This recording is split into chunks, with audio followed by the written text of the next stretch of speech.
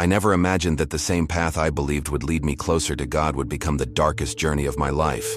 This is not just a story. It's not fiction, and it's not a speech. This is my truth.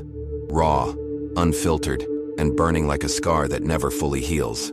What you're about to hear is my testimony. It's my soul, unwrapped. And if you've ever felt confused, invisible, or betrayed, I want you to stay with me. Because I believe that something in this story, perhaps a word, perhaps a moment, might speak directly to the pain you haven't yet dared to name. This isn't about condemning religion. This is about exposing the pain hidden behind silence and finding a light that never goes out, even in the darkest valley. I was born in a town where the call to prayer wasn't just a sound. It was a heartbeat. It echoed through narrow streets and over clay rooftops, waking up the sky with reverence. From the moment I opened my eyes each morning to the second they closed at night, my life was soaked in devotion. I didn't question it. I didn't need to. Faith was not just a belief. It was the air we breathed. My parents were loving and strict, deeply devout, and committed to raising us within the walls of obedience and tradition. I learned early on to bow when told, to memorize sacred texts before I knew the meaning of many words, and to wear modesty like armor. I was proud to be part of something bigger, something eternal. The rules felt like protection, not prison. Every ritual, every recitation was a step toward divine favor. I believed that if I just followed everything to the letter, prayed at the right times, honored the right leaders, kept my voice soft and my spirit humble, then God would bless me. I saw the world through a sacred lens. Others envied movie stars and rich travelers. I envied those who seemed closest to God, especially the leaders at our mosque, who moved with quiet power and certainty. They were shepherds, and I was eager to be their loyal sheep. That's how I saw things back then. My faith was unshakable, or so I thought. By the age of 10, I had memorized more scripture than many adults. My local imam, whom I'll call Qasim, began to notice. He praised me in front of my family, called me chosen, blessed, even set apart for God. My parents' faces glowed with pride, and in my young heart those words didn't just land, they blossomed. They were fuel for my identity, for my self-worth. I felt seen in a way I never had before. For a girl in a world where obedience was the highest form of virtue, such validation was like oxygen. So when Imam Qasim asked me to stay after prayer class for extra study, I felt honored, not suspicious. It felt like God had just opened a secret door for me. The first time he touched me, it wasn't overt. A soft correction on my posture, a lingering hand on my arm, a whisper about how quickly I was becoming a beautiful young woman. I was 13. My heart thudded in ways I couldn't explain. I chalked it up to nerves, or excitement, or the pressure to make him proud. That's how it starts, with confusion, with innocence. When you're trained to obey and taught that leaders are holy, your brain doesn't scream danger. It whispers, try harder. And trust, when weaponized, is the perfect trap. I didn't know it yet, but I had just stepped into a storm I couldn't even see coming. After each of those sessions, I walked home with a weight in my chest I couldn't name.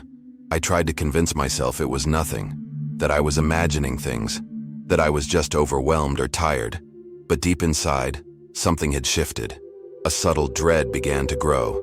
And then, the touches became longer, the compliments more personal, the boundaries blurrier. Qasim told me to keep our lessons secret, that others wouldn't understand the special connection we had. He said it was sacred. That secrecy was part of spiritual growth. I was too young to question that logic, too afraid to break the illusion of being chosen. So I nodded. I smiled, and I kept coming back. Looking back, I now see how my devotion was used against me. Qasim wrapped his abuse in the language of faith. He told me God had set me apart, that I was being tested, that no one else could handle such a calling. And I believed him because I had never been taught to doubt a leader. I didn't even know I could. My entire framework of understanding was built on the idea that questioning authority was sinful. So I kept silent. I prayed harder. I begged God to remove the confusion in my heart, to make me clean again. I thought maybe I had failed some secret test. I thought maybe this was punishment. And in that silence, the trauma took root. My spirit began to fracture, but I wore a smile. I showed up to prayers. I bowed when told. I memorized more verses. But inside I was splintering, alone, afraid, and worse, ashamed. I couldn't tell anyone, not even my mother, not even my reflection. Because in our culture, accusations don't just ruin the accused, they destroy the accuser. I had seen what happened to girls who spoke up, how their reputations were shredded, how their families suffered. So I buried the truth deep inside me, hoping it would stay buried. But trauma doesn't bury. It breeds, it festers, it grows roots in the silence, and it waits until it finds a voice. I started waking up with panic in my chest and sweat on my skin. At first I thought it was just exhaustion or stress from school, but then the dreams started. Always the same. I was trapped in a narrow room, no doors, no windows, only silence and shadows. I could feel someone watching me, but I never saw a face. I would scream, but no sound came out. I'd wake up gasping, sometimes crying, unsure of what was real and what wasn't. My body felt foreign. The mosque, once my refuge, now made me tremble. The sound of the call to prayer, once so beautiful, began to feel like a warning siren.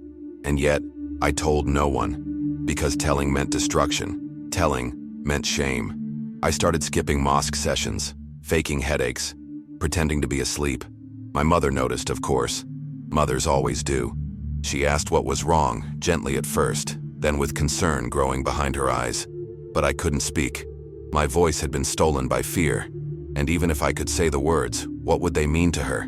Would she believe me? Would she blame herself? Would she hate me? The questions were a prison, and I stayed inside them, watching my own life from a distance, barely able to keep my smile in place. I prayed harder, thinking maybe if I showed God enough devotion, the guilt would go away. But guilt never belonged to me. I just didn't know it yet. It wasn't just guilt. It was isolation. That aching sense that no one could see me, even when I stood right in front of them. I laughed when I was supposed to laugh. I helped in the kitchen. I did well in school. But inside I was crumbling. I started avoiding mirrors. My own eyes looked back at me with questions I couldn't answer. I began to write in a notebook late at night, whispering my fears onto paper I'd later hide beneath my mattress. Those pages became my only form of release. I wrote things like, "Why me?" And "God, are you still there?" Sometimes I wrote nothing at all, just pressed the pen into the paper so hard it ripped, because even silence has weight. And then came the night that changed everything. I had another dream, this one unlike any other. I was running barefoot through a forest of black trees. Something chased me, fast and faceless. My legs ached, my chest burned. I collapsed in the dirt and screamed. This time I heard myself. And then he came. A man in white, glowing but gentle, stepped from the shadows. He didn't say anything at first. He just opened his arms, and I fell into them sobbing. When I asked who he was, he answered with a voice that felt like warmth. "I'm the Good Shepherd." I woke up drenched in tears, but for the first time, I felt peace. A deep, aching peace I couldn't explain. That morning I told my mother. I don't know what gave me the courage. Maybe it was the dream. Maybe it was the silence finally choking me, but I told her everything. I expected anger, shame, denial, but she didn't speak. She just listened, and when I finished, she wept. Not out of rage, but heartbreak. Then she stood, walked out of the room and called for my father. I waited in silence, bracing for rejection. But when he came in, he didn't shout. He didn't ask why I didn't speak sooner. He knelt beside me, looked into my eyes, and whispered, "You've done nothing wrong. I'm so sorry." That moment cracked something open in me. I had been seen. I had been heard. We never went back to the mosque. The change was immediate and irreversible. Word spread fast. Some people pretended not to see us in the streets. Others whispered loud enough for us to hear. The imam denied everything. Of course he did. Accused men rarely confess. But none of that mattered to me anymore. I wasn't alone. My family believed me, and that gave me strength. Still, strength doesn't erase fear. We received threats, subtle at first, then violent. One morning, a rock shattered our window. Attached to it was a note, "Return to Islam or die." The peace I felt after the dream began to waver under the weight of constant dread. Even home didn't feel safe anymore. My father tried to stay calm. My mother clung to her prayers. And I stopped speaking entirely. Not out of rebellion, but protection. Every sound at night made me jump. Every silence felt like an omen. Our house was no longer a home. It was a fortress under siege. Then one night, my mother had a dream. She saw the same man I had seen, the one in white. He looked at her with a fierce gentleness and said, "Your daughter spoke the truth. Protect her. Follow me." She asked, "Are you Isa?" He replied, "I am more than a prophet. I am the way, the truth, and the life." She woke up sobbing. That dream was our turning point. We sat down as a family, trembling, and finally asked aloud, "Do we want to know more about this Isa?" And we all nodded. Not because we weren't afraid, but because we were desperate for truth. My father reached out in secret to an old friend, someone who had also once walked the path of Islam but had taken a different turn. This man, whose name was Farid, brought us a Bible wrapped in brown paper, as if it were contraband. And to us, it was. We hid it beneath floorboards, under pillows, anywhere it could be out of sight. We only read it at night, by the flicker of a single candle. The first verse I read felt like cool water poured over a soul scorched by fire. "Come to me, all who are weary and burdened, and I will give you rest." I read it again and again, letting each word soak into my bones. It was the first time I felt seen by something sacred that didn't demand perfection first. The more we read, the more something inside me shifted. It wasn't just a change of belief. It was a rebirth of the soul. I had always known religion as a list of rules, a structure of fear and reward, where even love had conditions. But this felt different. This felt alive. We prayed not to a distant, unreachable being, but to someone who had walked among us. Someone who wept, who bled, who carried the shame of the world without ever using it to control. And night after night, our hearts softened. We stopped reciting prayers from obligation and began speaking from the raw places within us. We didn't know the right words, but we knew we were being heard. Then one night, without warning or ceremony, my parents and I knelt together on our small living room floor. My father, with tears on his cheeks, whispered the words first. "Jesus, save us. We believe in you." My mother followed. Then I did. There was no music, no spotlight, no preacher. Just us, trembling and broken, surrendering our hearts to something, someone, who had already found us in our deepest wounds. In that moment, I knew that what I had feared was not faith. It was control. And what I was now embracing was not religion. It was relationship. My soul felt light again. But peace is often a guest, not a tenant. And though we had found truth, danger still hunted us. Someone saw the Bible through our window. Maybe it was a neighbor, maybe it was a relative. We'll never know. But the next day, a brick came through our door, splintering it in half. The threats returned, more brutal, more personal. My hands trembled. My heart raced in my chest like a trapped bird. My father tried to soothe us, but we could see it in his eyes. He was scared too. Then, before the sun rose one morning, a knock thundered at our door. My mother pulled me behind her. My father answered slowly. 5 men stood outside. One of them was my uncle, Rashid, a man who once brought us dates during Ramadan. His eyes were now filled with rage. "Where is the Bible?" he screamed. They stormed into our home, turning over tables, smashing dishes, throwing our books to the floor. One of them called me a disgrace. Another said we would burn like our lies. Then came the threat. "Renounce the cross, or we will ruin you. We'll tell the community. Your business will die. You will die." And then, just like that, they were gone. But they left a silence behind that felt louder than any scream. My father didn't speak. He didn't need to. We all knew. We had to leave. I didn't want to. I loved our small house. I loved my books, my cat, the bed I'd grown up in. But love wasn't enough. We packed in silence. No goodbyes, no last looks, just hope. Fragile, trembling hope. We boarded a bus before dawn, the stars still hanging in the sky like forgotten lanterns. I kept my head down the entire time, afraid that even a stranger's glance might betray us. My mother held my hand tightly. She didn't speak, but I could feel her prayers in the grip of her fingers. Hours passed. Towns blurred by. Finally, we arrived at a small village nestled between hills and olive trees. A woman named Miriam, herself a convert, welcomed us into her home. It was modest, almost bare, but it felt like heaven. She whispered, "You're safe now." And for the first time in weeks, I believed her. That night, we were given a small room, thin mattresses, warm blankets, and a bowl of rice and lentils. It was more than a meal. It was a blessing. We sat by candlelight again, but this time, not in fear, in gratitude. We opened the Bible and read together as a family. My eyelids were heavy, but I refused to sleep. I didn't want to miss a second of that sacred peace. I curled up with a full stomach and a calm heart, two things I hadn't felt in what seemed like forever.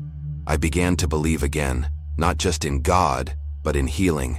I began to believe that peace was possible, that love was possible, but peace is fragile, especially when your past knows how to find you. A week later, Miriam received a phone call. Her face went pale. She pulled my father aside. "They've seen you," she whispered. "You've been followed." And once again, the danger we thought we had escaped had arrived. We packed again that night. No tears this time, no panic, just silence. We had learned the rhythm of fleeing. Survival had become a routine. Miriam hugged me tightly before we left. Her voice trembled as she whispered, "Jesus was pursued too, but he overcame. So will you."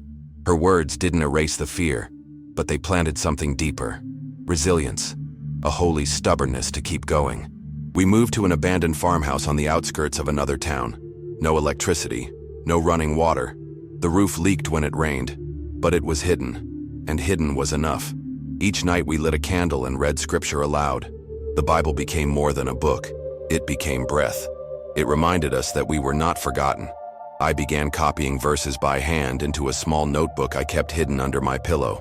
Every word was a weapon against the lies I'd been taught to believe. If the world hates you, remember it hated me first.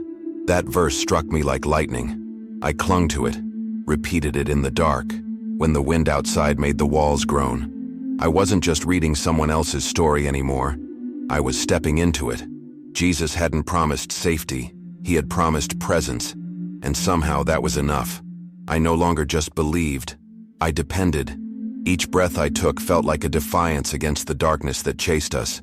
We were hunted, yes, but we were not abandoned, and that distinction saved me. One morning while gathering firewood, we heard the rumble of tires on gravel. A black car pulled up. 3 men stepped out. One of them was Kasim. My breath left my body. In his hand, he held a wooden rod. Another man had a rope. My father moved between them and me, shielding me with his body. "Go inside," he whispered. But my legs wouldn't move. My heart pounded so loud I thought it might give us away. Kasim shouted, "You've shamed us. You've brought dishonor to your people." And he charged. Before he could reach us, Miriam stepped out from behind the house, holding up her phone. "I've called the police," she shouted. The men fled, but we knew this wasn't over. That night, the farmhouse was set ablaze. The flames came fast, licking at the walls like hungry beasts. Smoke filled our lungs as we stumbled through the darkness. My mother screamed, "Run!" My father kicked open the back door, and we escaped into the freezing night. I turned around only once and saw our life burning. Clothes, books, blankets, my little stuffed bear, all turned to ash. I cried until I couldn't breathe. Miriam wrapped me in a blanket again and whispered the same words. Jesus was pursued, but he rose. So will you. The comfort didn't erase the pain, but it reminded me there was purpose even in suffering. That night, I cried out to God, "Why do we suffer when we're trying to follow you?" And then I dreamed again. I stood in a gray field, cold and lifeless.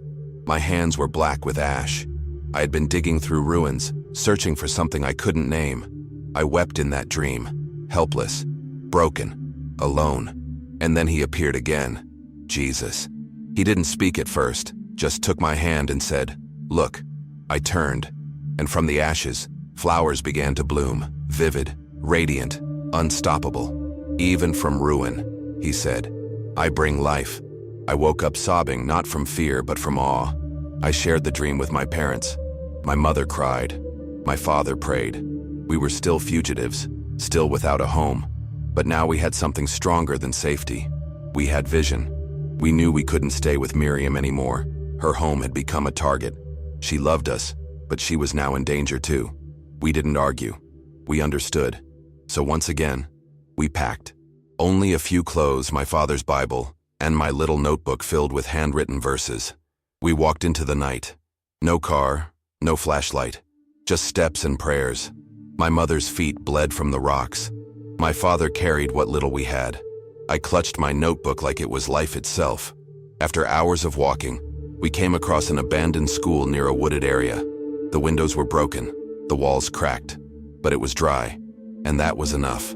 We collapsed onto the cold floor, exhausted, but not alone. That final night in the school, I stared at the ceiling and whispered, "If you're still with us, don't let this be the end." I didn't need miracles. I needed presence, and I felt it. Not in fire, not in thunder, but in stillness. In that moment, I knew we would be okay. We were scarred, yes. Homeless, yes, but not hopeless. Jesus hadn't saved us from the fire. He had walked with us through it, and that changed everything. I realized then, my story wasn't just mine. It belonged to others who had been hurt, silenced, or hunted. And maybe, just maybe, if I spoke up, someone else would find hope. Someone else would realize they weren't alone either. This is my story, but maybe, just maybe, it's also yours. Maybe you've been silenced. Maybe someone you trusted shattered that trust. Maybe you've been walking through the ashes of something that once felt sacred, wondering if anything can grow again. I want you to know this. You are not invisible. You are not forgotten. The pain you carry, the questions that haunt you, the tears that no one sees, Jesus sees them all.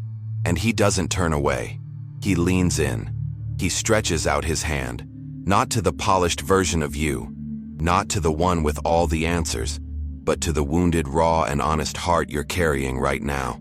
That's who he's after. That's who he loves. You don't have to be religious. You don't have to have all the theology figured out. You don't even have to feel strong. You just have to whisper the name that changed my life. Jesus, save me. That's what I did. In a moment of darkness so thick I couldn't see a way out, I spoke his name, and he came. He didn't erase every pain, but he sat in the pain with me. He didn't snap his fingers and make it all easy, but he made it holy. And now, with every breath, I am proof that ashes can bloom, that silence can be broken, that trauma does not have the final word. Jesus does. And his word brings healing, restoration, and life. So if this story touched you, don't walk away unchanged. Don't close the tab and return to silence. Let this be your moment, the one where everything begins to shift. Subscribe to this channel not just because it helps more stories like this reach others, but because here, you'll find a community of people who know pain and have also found peace. People like me, people like you. If today you made a decision in your heart, say it out loud. Share it in the comments. Let us celebrate with you. And if you're still searching, still unsure, still afraid, that's okay too. Stay close.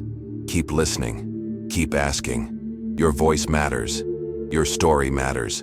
You might never know who is waiting to hear your voice, who might be set free by your courage. So if you know someone who's walking through darkness, someone who feels alone, someone who's hungry for hope, share this video with them. Not because it's perfect, but because it's real. Because it could be the seed of change. It could be the spark that brings light to someone else's night. Jesus reached me through a dream. He might reach someone else through your courage. Every comment, every view, every moment of engagement is more than interaction. It's an invitation for someone else to be found, to be healed, to be loved. And if you ever feel like you're too far gone, too broken, or too tired to keep going, I want you to remember this. He is closer than you think. He is reaching for you even now. Not to scold, not to shame, but to restore, to hold, to breathe life back into places you thought were dead. He did it for me. He'll do it for you. That's not just a hope. It's a promise written in blood and sealed by resurrection. And all you have to do is respond. So one last time I ask you, don't stay silent. Don't walk away untouched. Subscribe to this channel and follow Jesus. Let him take your hand the way he took mine. Let him meet you in the middle of your fire. And when he does, don't keep it to yourself. Speak, share, live. Wherever you are right now, hiding in fear, questioning everything, or standing strong in your faith, I'm with you. I'm praying for you. And I believe with every fiber of my soul that the same Jesus who found me in the ashes is already reaching for you. You are not just a viewer. You are family. You are a child of God. You are seen. Until next time, my name is Japsa, your sister in Christ. Don't give up. Don't look back. Keep going. Keep seeking. Keep holding on. He's closer than you think.